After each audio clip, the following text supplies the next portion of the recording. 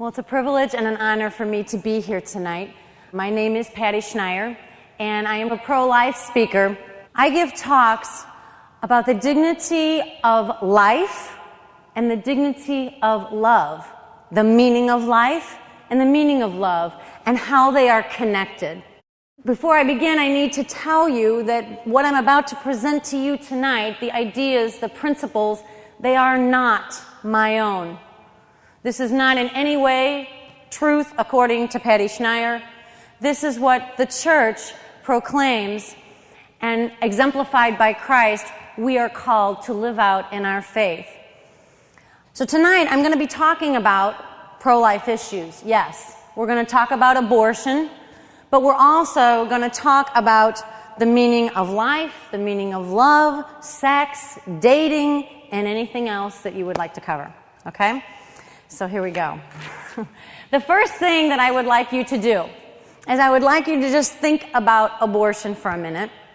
And I'm going to ask you, how did our society become so distorted that we would kill 40 million preborn children legally in this country?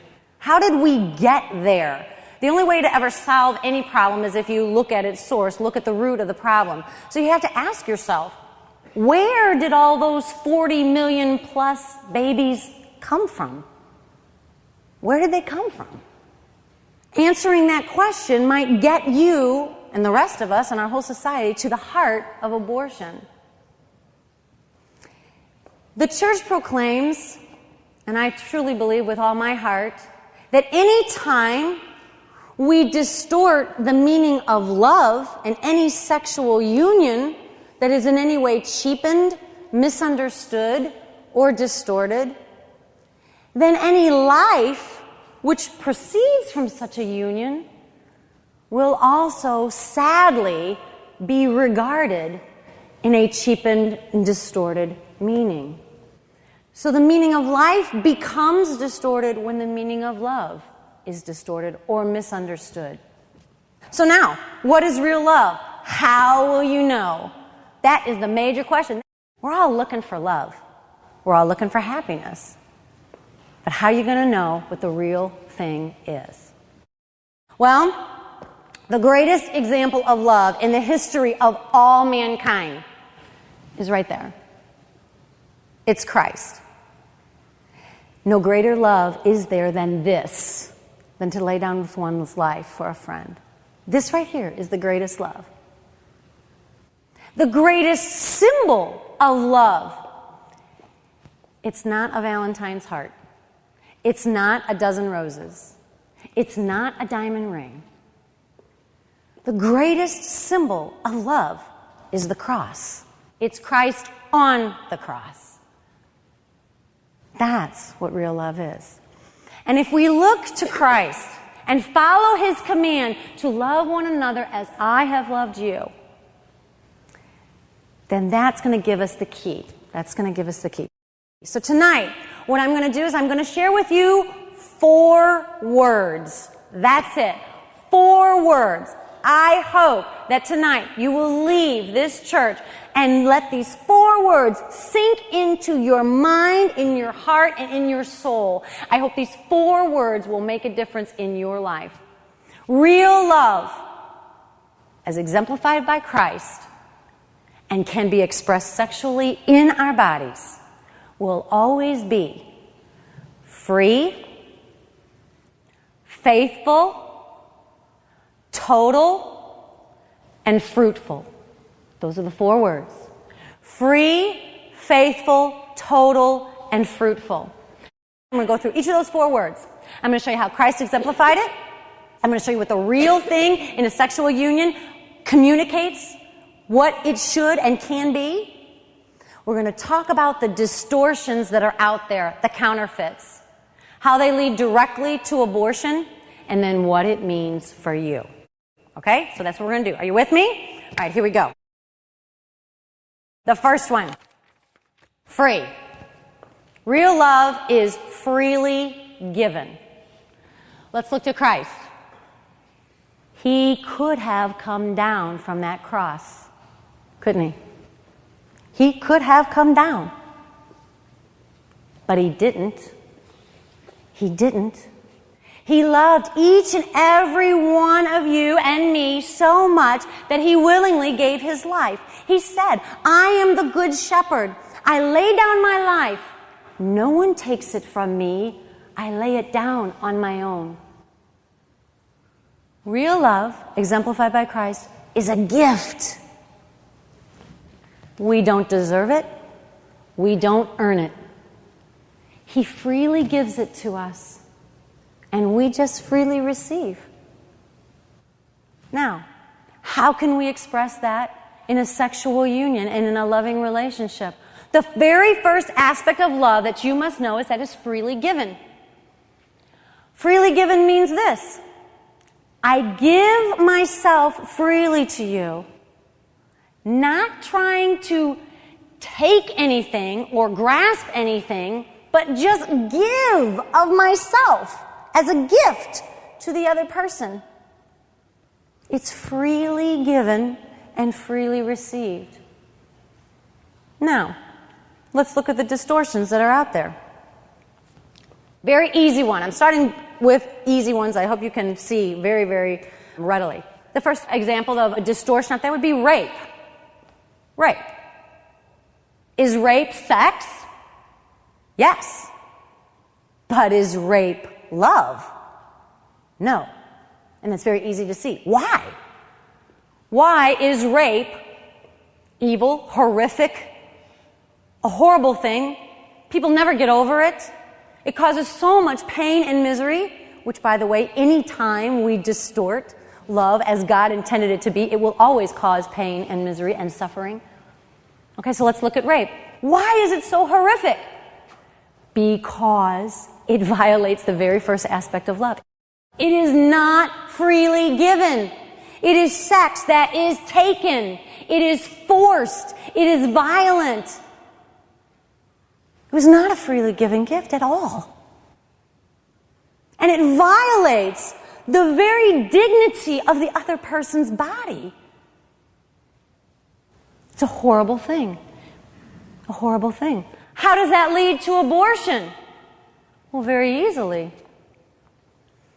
Let's say a child is conceived in this situation. Will that child, the meaning of that life, be regarded as this wonderful, great blessing from God and a gift from God? Sadly, reality, no. That child becomes a reminder of a horrific event that never should have happened in the first place. The meaning of that life that was conceived changes. It changes in the mind of the person who has conceived it. Because it was a horrific event, because it was taken, because it was forced, because it was violent, because it contradicted the very first aspect of love. Okay, that's how that leads to abortion very easily. How does this affect you? Well, you may never rape somebody, and you may never be raped. But rape is not the only distortion, the only counterfeit out there. Any pressure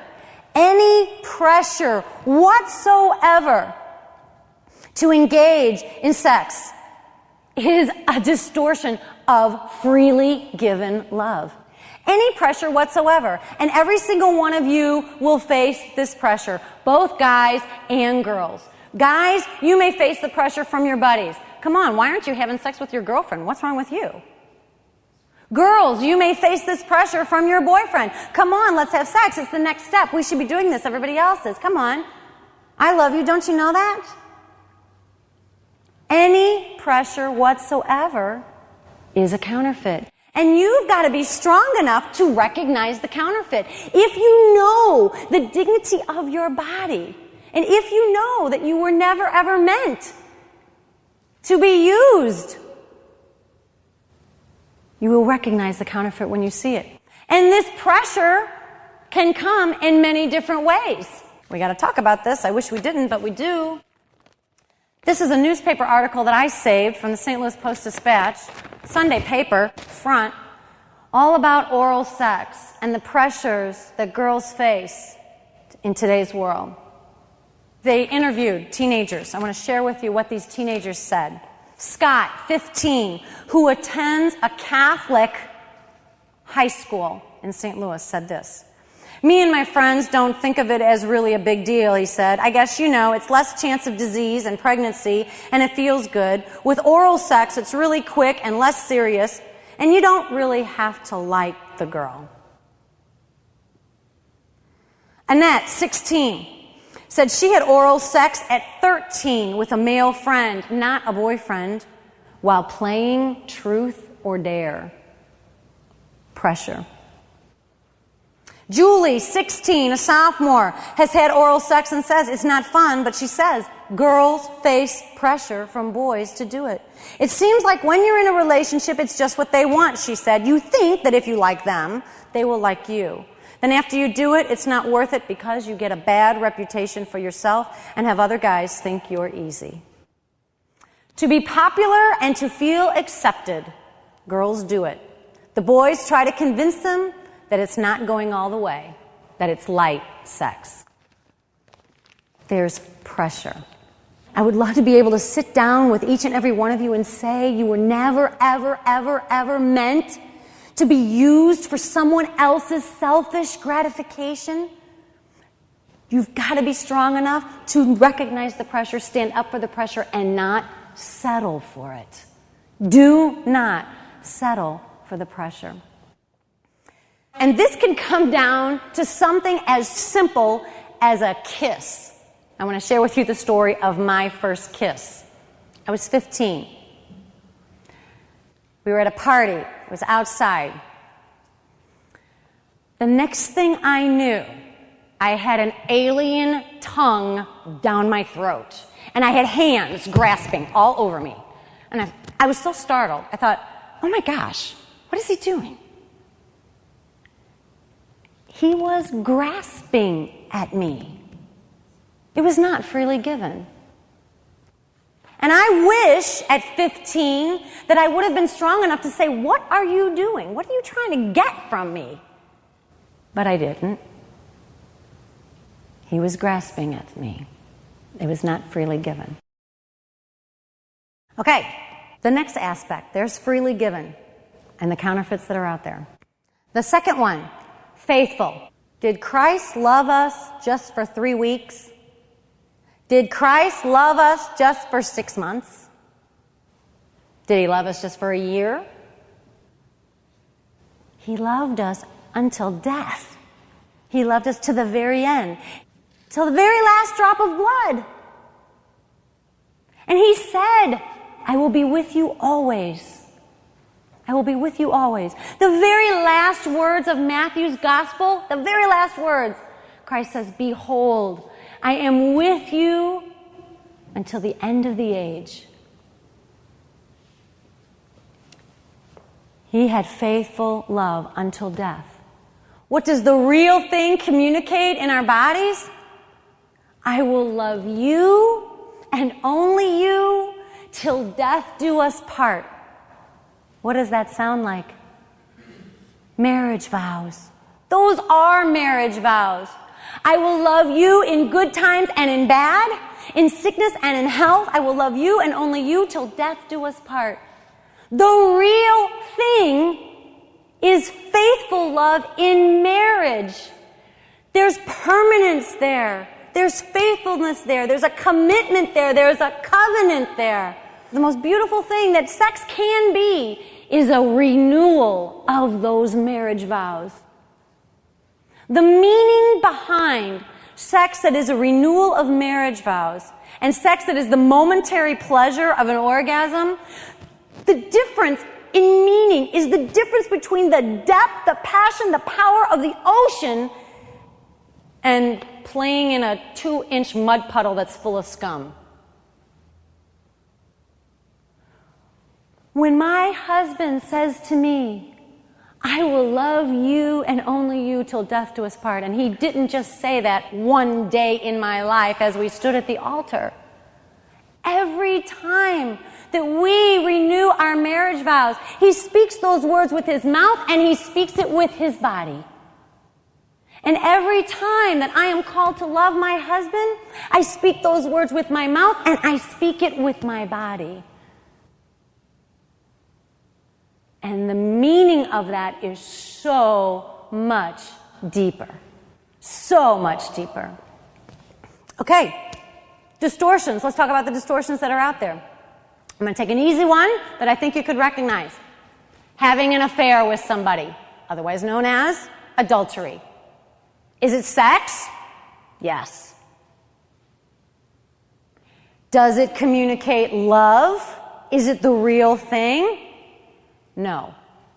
Why? Well, if someone is cheating on their husband or their wife and sleeping with somebody else, then the sexual union that they are expressing is not, I will love you and only you till death do us part. When that person is sleeping with somebody else. It's a distortion because it violates the faithfulness of love. That sex speaks a lie. Sex can either communicate truth, I will love you and only you, I freely give my whole self to you till death do us part. Truth or a lie. Sex can communicate a lie. Now, let's go back to adultery, having an affair. Look what happens. The consequences are so serious. It breaks up marriages. It destroys families. Why? Because the trust of the other person was violated. It's a distortion. It's a counterfeit. It's a cheap substitute for the real thing, which renews marriage vows. And think of how strong a marriage would be and a sexual relationship would be if every time that couple came together it was a renewal of their marriage vows. Who wouldn't want that in comparison to the momentary pleasure of an orgasm? How does this lead to abortion? Directly. First of all, not only having an affair, but any sex outside of marriage is a distortion. It communicates a lie. There's no future there. That guy can walk away tomorrow. Over 50% of dating relationships will break up, will end within 3 weeks of that couple having sex outside of marriage. So for those that think, well, he loves me, she loves me, we're going to get closer together, we're going to have sex, and then we're going to get married, think again. Let's say, however, that a child was conceived in this situation where there is no permanence of marriage. That love was not faithful. Is that child going to be regarded as a beautiful gift, blessing from God as a reminder of their everlasting love? Sadly, no. That child probably has a parent who is already alone. That has broken up. There's no faithfulness there. There's no permanence there. And what does that child become? How does it become regarded? As a burden and a responsibility that she alone must bear. It directly leads to abortion. Now, how does this affect you? This is huge. One of the single most important decisions you will have to make regarding your body is whether or not you will have sex outside of marriage or not. All of you are going to have to face this decision. Will you or will you not have sex outside of marriage? If you do, it communicates a lie. If you do, it is a counterfeit. It is not permanent. It is not covenant. It is not reflecting the love of Christ at all. And it is not how God ever intended it to be in the first place. It speaks a language of commitment that is not there. Okay, now, I need to tell you my story. I was a virgin when I got married. So was my husband. Now, you may be sitting there thinking, well, times have changed. That doesn't happen nowadays anymore. And you're right, in some ways times have changed, but in other ways some things haven't changed. Because even in my world, by the time I was 21 years old, everyone that I knew. Everyone. My best friend, my friends from high school, my friends from college, my friends at work, and within my own family. Everyone I knew had already had sex before marriage.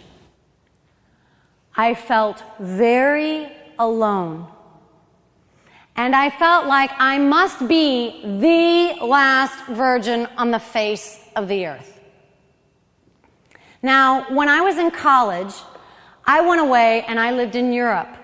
I studied in Germany and I traveled all around Europe. I lived in a dorm with international students and I met some wonderful people. But at that time in my life, I also met people and realized that there are some very different values out there regarding sex.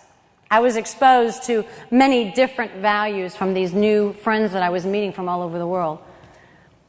And they had all slept with someone too. My closest friend, when I lived in Europe, her name was Bella. And Bella was from Sweden. And Bella and I would go out on a Friday night or a Saturday night, and we would go to the nightclubs and to the discos or different places where there would be dancing and meet people, and it was really great. And we'd have a good time. But Bella would come home almost every night with a different guy. And he would sleep with her. And we'd wake up in the morning, and there would be Bella and whoever. And I said to her, "How can you do that?" And she said to me, "How can you not?" She said, "How can you even think about possibly marrying somebody in the future or getting close to someone and not sleeping with them first?" And she looked at me and said, "You've had sex with your boyfriend before, haven't you?" And I was too embarrassed to tell her the truth. I was too embarrassed to tell her the truth, so I lied and said, "Oh yeah, I've had sex before." Now I got to tell you another story. It's the story of the night that changed my life, the single most important night that changed my life. I had known my husband Larry since I was 14 years old. As a matter of fact, Larry was the first person I met on the very first day of high school. And if you would have told me that this guy sitting behind me in geometry class was going to be my future husband, I would have said, no way, not in a million years.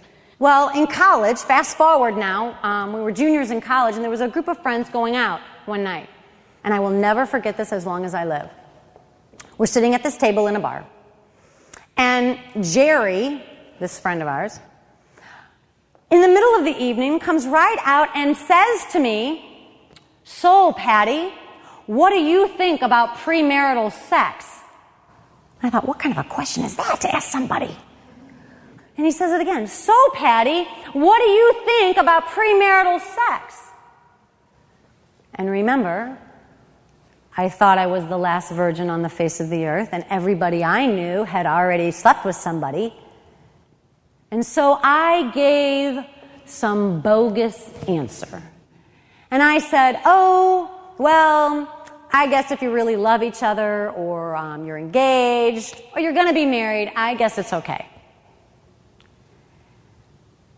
And Larry sets his beard down and says, "Not me. I'm looking for an old-fashioned kind of girl." And my heart just started beating.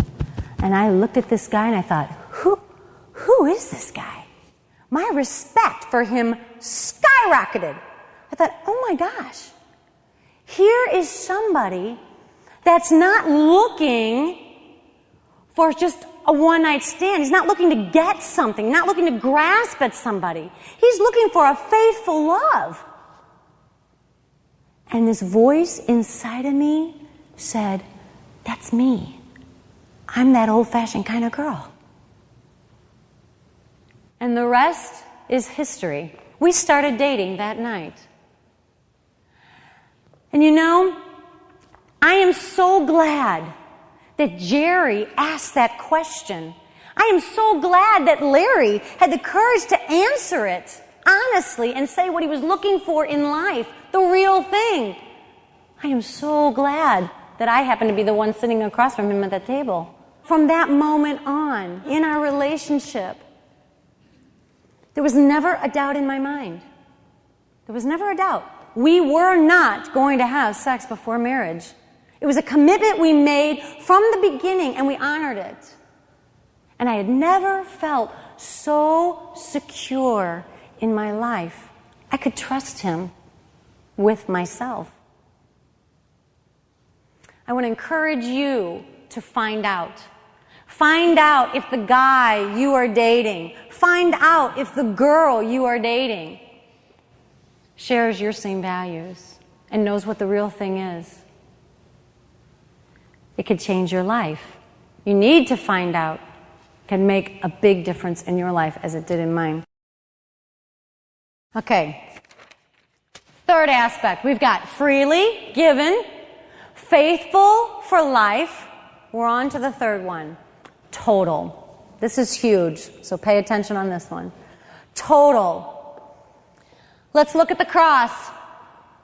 When Christ was on the cross, did he say, "You can crucify me, just don't put those nails in my hands"? Did he say, "You can crucify me, just not my feet"? No. When Christ died for us, he gave his entire body, his whole self. It was a total gift of his body. And look at the words, again, at the Last Supper. What did he say to his disciples? "This is my," say it for me, "this is my body given for you. Take it. Take it. This is my body." It is a total gift of his total body. Every single part of him was crucified on that cross. Every last drop of blood for you and for me. The real thing in love. How do we love one another as Christ loved us? It is a total gift of our bodies as well. We can mirror the exact same words as Christ. When we say, "I will love you and only you, this is my body, take it."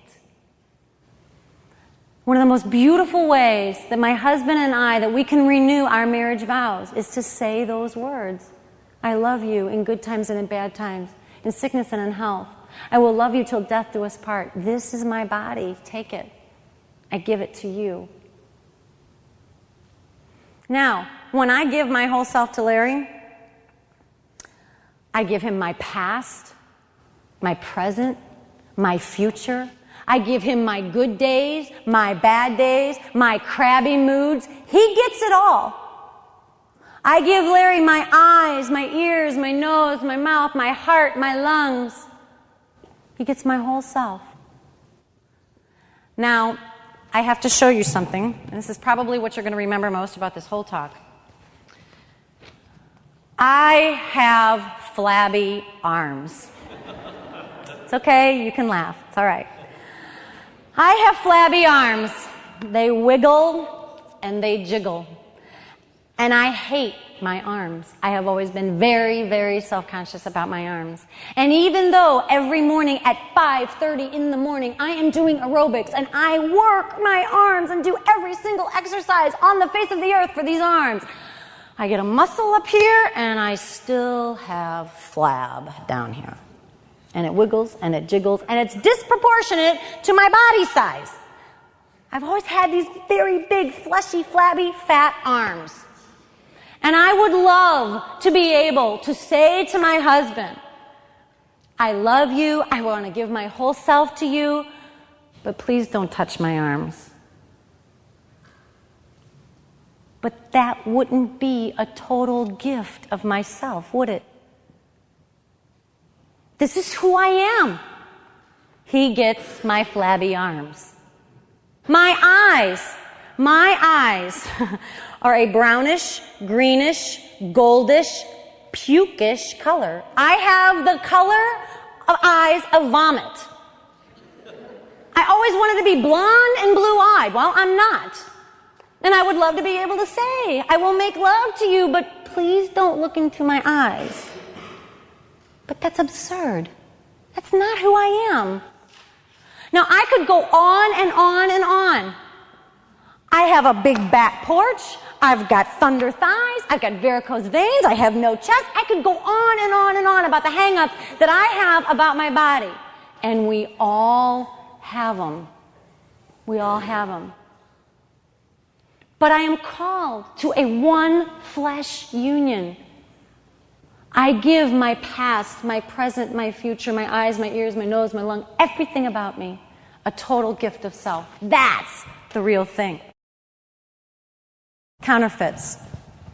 Bear with me on this. When I give my whole self to my husband, I give my eyes, my ears, my nose, my mouth, my flabby arms, my thunder thighs, my back porch, my pooch in the front, everything about me. He gets it, okay? One flesh union. I also give, now this is going to sound weird, I also give my ovaries and my uterus too. And now you're thinking, oh my gosh, what is she talking about? I don't want to hear this part. Too much information. When I say that, this is what I mean. Let me explain.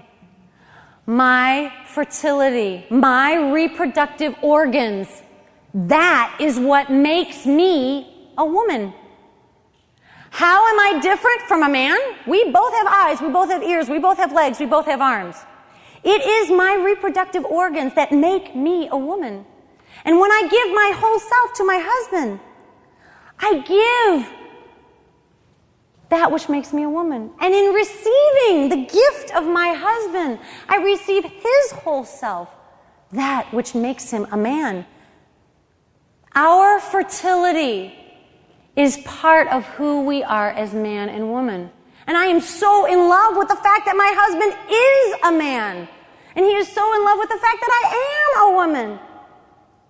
So he loves that part of me. That makes me a woman. Now, what are the counterfeits that are out there? All forms of contraception. All forms of contraception are a distortion, are a counterfeit. Why? Why? Because they speak a lie. They speak. Look at what a condom says. A condom says, I will have sex with you, but not all of you.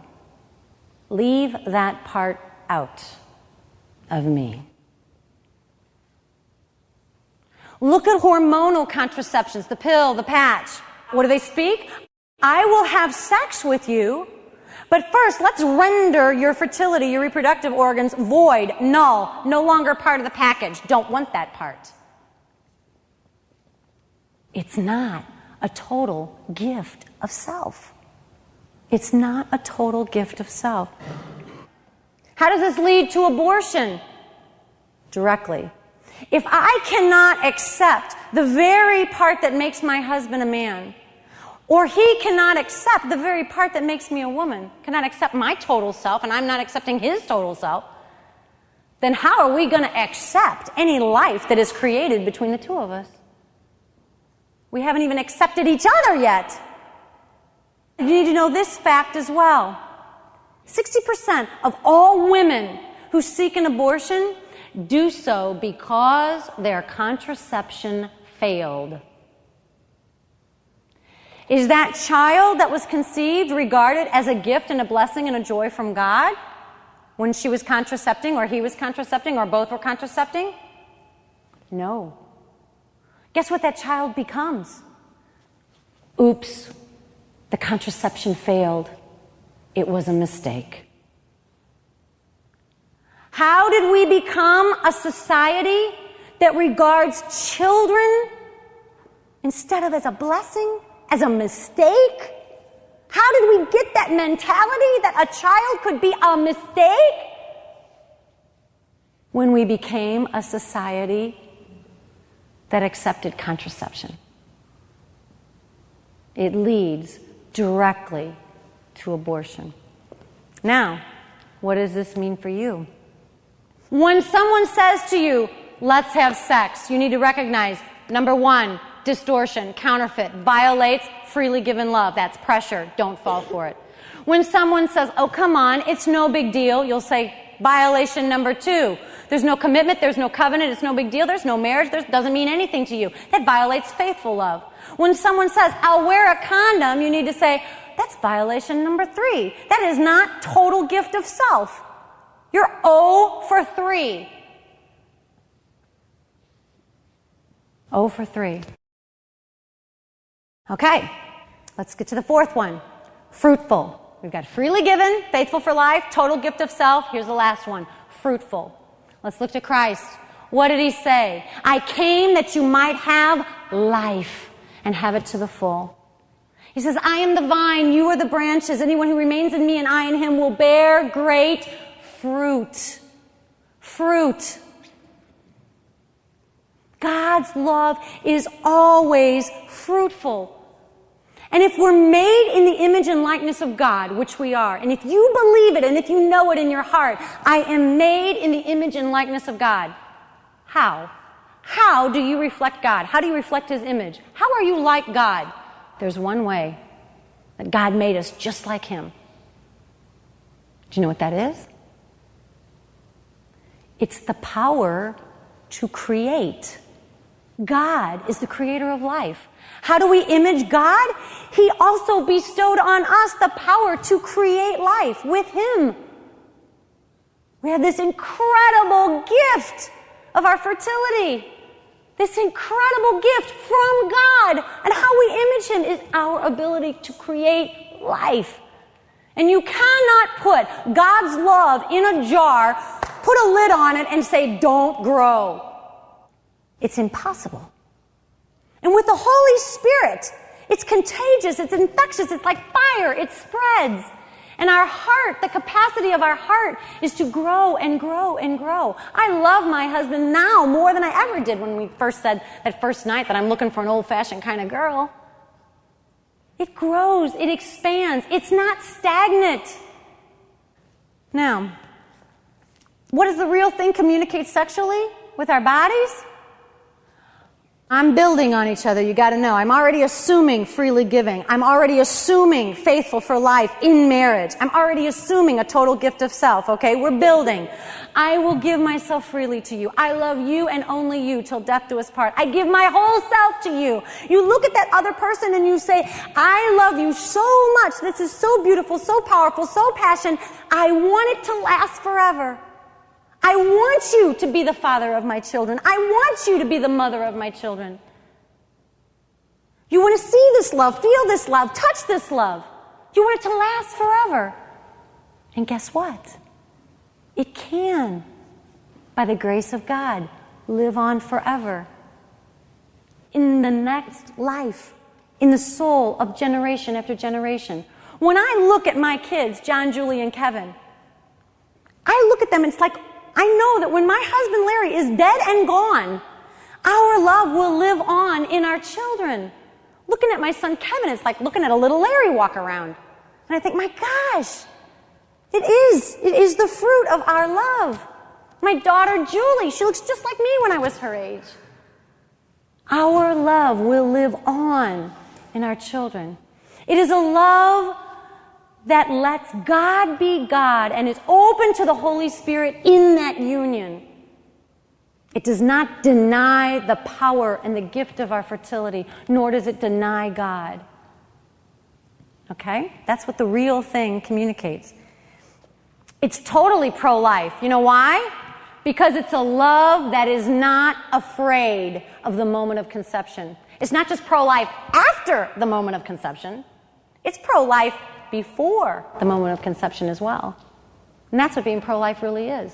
And I challenge you, are you pro-life only after the moment of conception, or will you be pro-life before the moment of conception as well? It's a love that casts out all fear. True love casts out all fear. It's not afraid of that moment of conception. All right, now, distortions of this truth. All forms of contraception, again, deny the fruitfulness of love, as well as surgeries that sterilize our fertility. Vasectomies for guys, tubal ligations for women. We live in a culture that says it's fine. Take your fertility, take the part of your body that you don't want, render it void, get rid of it. No longer function. Now, how does this violate fruitful love? It violates so many things. First of all, if you believe you were made in the image and likeness of God, I ask you, would you do that to any other part of your body? My eyes, their function is to see. Would I ever gouge out my eyes and say, you know what, I don't want those eyes to see. I don't want them anymore. Let's get rid of them, gouge them out. Would you do that to your eyes? No. A hand that is working perfectly normal and functioning as it should. Would you say, I think I'm going to cut that off. Let's go get that fixed. Let's snip that off. You would not do that to any other part of your body. Why do we do this with our fertility? Why? It denies the gift that we've been given by God. It denies the gift, and it's a counterfeit. Okay, how does it lead to abortion? Well, when we rob the dignity of our own body, and the goal of that sexual union is no life, don't want it. The goal is no life. Well, you tell me, what is the absence of life? It's death. The absence of life is death. When no life is wanted in the first place, death becomes acceptable. Death becomes acceptable. It leads right to abortion. All right, my story that I need to tell you real quick. I told you I was a virgin when I got married. I was chaste before marriage. I got that part. Don't have sex before marriage. I listened to my parents. I listened to the church. I got that far. And I considered myself a good Catholic, a pro-life Catholic. But did I always believe in free, faithful, total, and fruitful love? And did I always believe all that the church proclaims about sex and marriage and sexuality and love? I wish I could tell you that I did, but I didn't. It was after marriage that I decided, look, this is no big deal. We can do whatever we want now. And so for 13 years in my marriage, we used contraception. I was on the pill, and then we used condoms on and off in our marriage for 13 years. Here were my arguments. Listen to my arguments. I felt very, very strongly about this. My arguments were church, butt out. Butt out. This is my decision. I'm not some child here. I'm an adult. I can make this decision on my own. We're not hurting anybody. We're married now. If we don't want to have kids, that's a decision that we're going to make. It's a private decision, and we're not hurting anybody. Those are the same exact arguments that pro-abortionists use. Church, butt out. Don't impose your morality on me. This is a private decision between a woman and her doctor. This is her body. She's not hurting anybody. It's just a glob of cells. I use the exact same words as pro-abortionists did in my own marriage. Same arguments, same words. I had fallen for the safe sex mentality. I had fallen for it.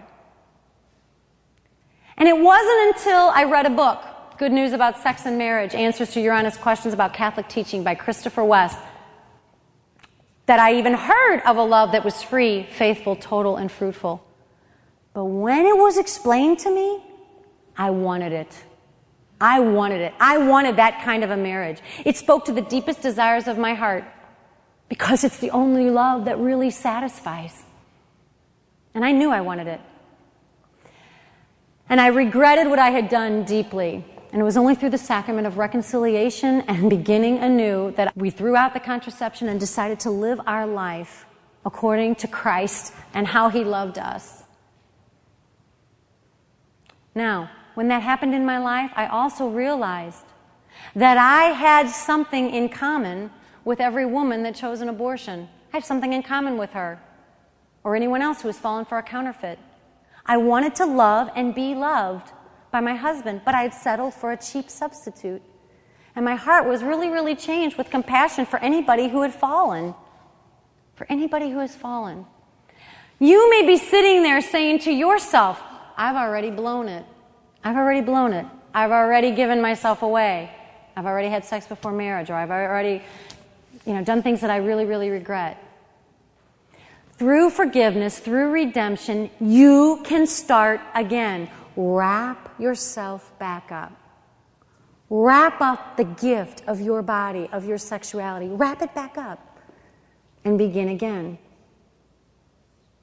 And you can say, yes, to your future husband or wife, I made a mistake when I was younger, but for the last 10, 15 years, I have lived chastely and I have saved myself for you. We live in a fallen world. It doesn't matter where you've gone, what you've done. No sin is too big for you to wrap it back up again, yourself, your body, your chastity, and save it for the gift of marriage, for your future spouse. And I offer that to anybody in this room tonight, or anyone who has ever fallen for a counterfeit. The challenge for all of us is to let Christ redeem our bodies. Is to let Christ redeem our bodies. That's why He came into the world in the first place. And finally, the last thing I want to share with you is this. Remember when I told you I was 21 and everybody that I knew had already had sex with everybody? Well, Valentine's Day came around. And I was pretty bummed out because I was not dating anybody at the time, and I was having a pity party for myself because I knew everybody else on Valentine's Day would be with their love of their life and having some wonderful romantic evening. Well, my best friend, she sent me this card, and I have no idea why I saved it. But she knew that I was depressed and bummed out on Valentine's Day. And so here's what it says. Thank you for being a treasured friend. It's just a generic card. It was blank on the inside. And here's what she wrote. You have so many gifts to offer. Someday your prince will come, and it will be worth the wait. That's what I wish I could sit down with each and every one of you and say. You have so many gifts to offer. Someday your prince will come. Someday your princess, your bride will come. And it will be worth the wait. Don't settle for a cheap counterfeit. Know the dignity of your body, that you are made in the image and likeness of God, and that real love will always be free, faithful, total, and fruitful. Thank you all very much.